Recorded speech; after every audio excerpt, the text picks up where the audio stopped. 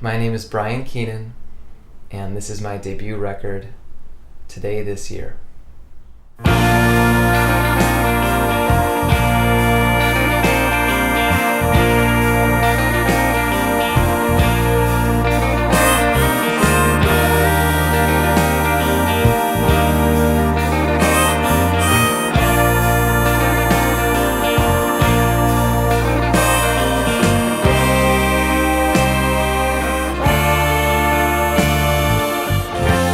In the winter of 2009, the band started rehearsing in our practice space in Brooklyn, New York.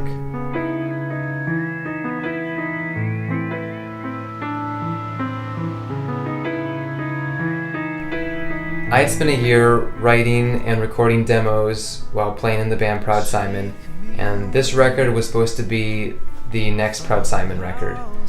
But as the songs developed, it became clear that this was a new direction, and I made it my first solo project. I sent the band my demos, and we spent the next 6 months refining the songs and expanding them. See, that's what I'm saying. I think it just needs to be like,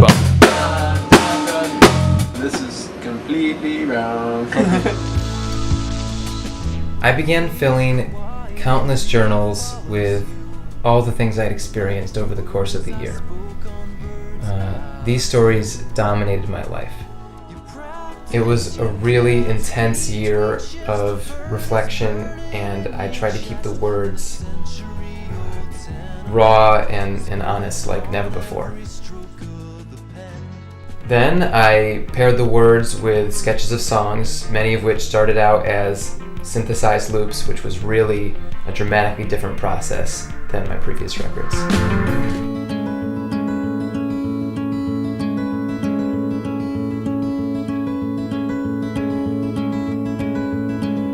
Wanderer, oh wanderer, walking barefoot till it hurts. When the band was ready, I chose to record at Avatar Studios because so many of my favorite artists have recorded their masterpieces at Avatar. And for me, this was a dream come true to record at such a famous and world-class studio. We recorded a huge live 9-piece band in Studio B, which totally maxed out the capabilities of the room. Every musician carved out their own little area, and that was their home for the rest of the week.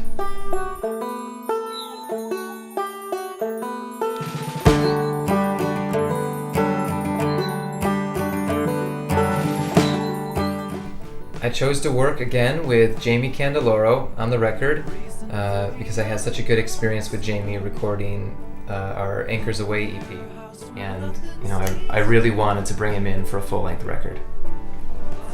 More just for parts, real quick, okay? Yeah. Any questions? Yeah. I can't play the riff. It's not bad, man. Just let's get through it as best we can. Jamie is a masterful producer and engineer. He runs the show down to every last detail. He tunes every instrument. He places every mic by hand.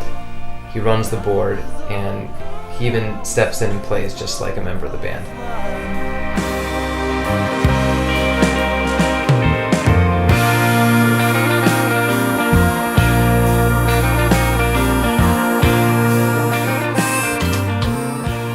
Okay. Damn it. What happened? I dropped my pick somewhere. Oh my god! Alright, found it. I said thanks for your kindness, but they've kind of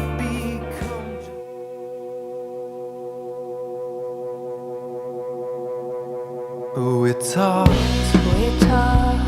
until exhaustion. We talked until the dawn.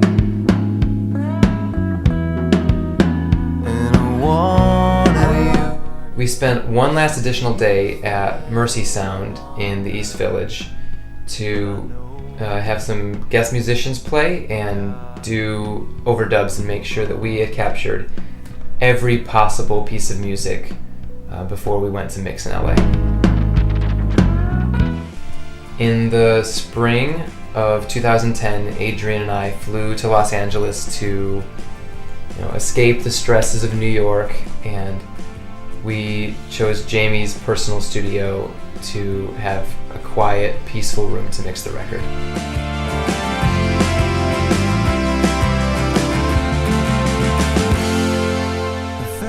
In the matter of days, we had transformed a huge amount of music to a near completed record. Looks like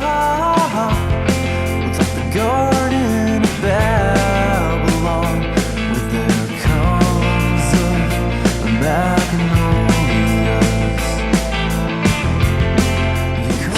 Folks, we're mixing this thing so hardcore. We're mixing it into oblivion. There's going to be no sound on this record. It's going to be like a Nine Inch Nails album. It's just going to be interpretive. You're going to put it on, it's just going to have a number on the CD.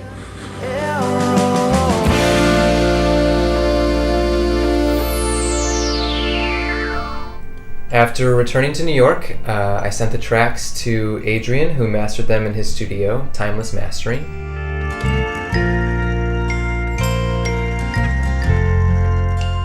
I then worked and collaborated with artist Jen Browning to create the unique look of the album artwork. Sunsets on a marionette.